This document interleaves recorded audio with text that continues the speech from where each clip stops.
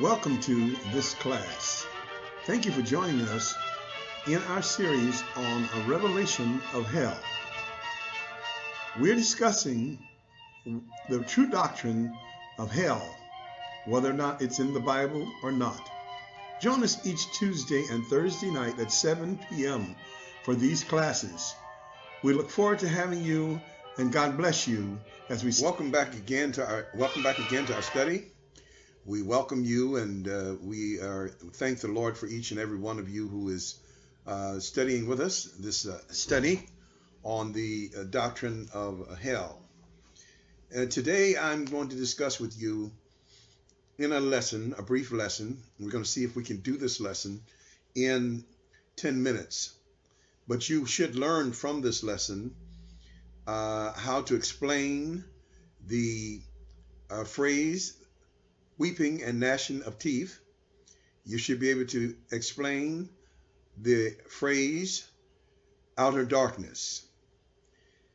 And so that is going to be the objective of our lesson, is to show in the scriptures what we have found, that the phrase weeping and gnashing of teeth has nothing to do with hell, and is not talking about the hell, the traditional ideal of hell that was passed down to us from Plato and from the Catholics.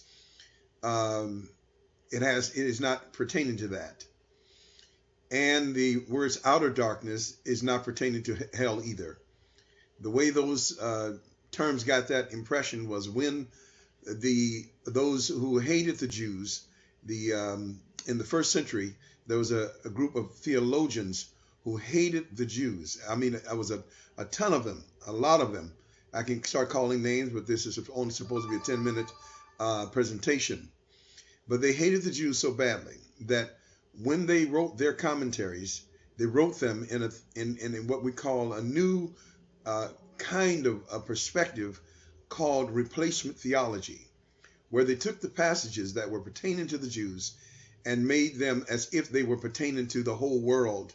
And they picked up topics like eternal fire and judgment from, they took those and forced those concepts into their interpretations of these certain passages.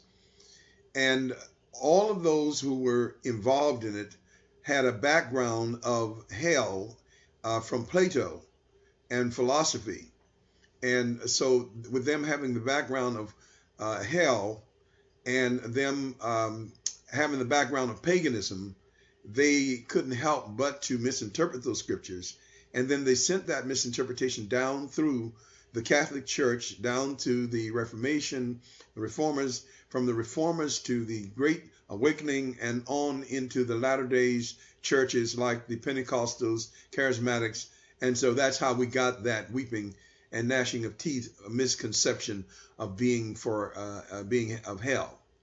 But in the original passages where the phrase weeping and gnashing of teeth were used, it meant an anger, an emotional anger, a disappointment. In all of the scriptures in the Bible where it is used, it does not mean physical pain. It does not mean torture, that the person who is weeping and gnashing of teeth is in torture, physical torture, or torture in fire. That is no place in the Bible. That was only put there, and we've got that impression, and we've really been misimpressed about that. The weeping and gnashing of teeth is found in the book of Acts 7:54, where the Sanhedrin was weeping and gnashing their teeth against Stephen. There was anger. Job talked about God gnashing his teeth in anger against him. David, that's in Job 16:9. David in Psalms 35:16 said God gnashed his teeth. God was angry at him. All right. In Psalms, it talks about the wicked will pass away. And he said they'll gnash their teeth and pass away. So it does not mean a long stay in hell like the pagan church fathers want us to think.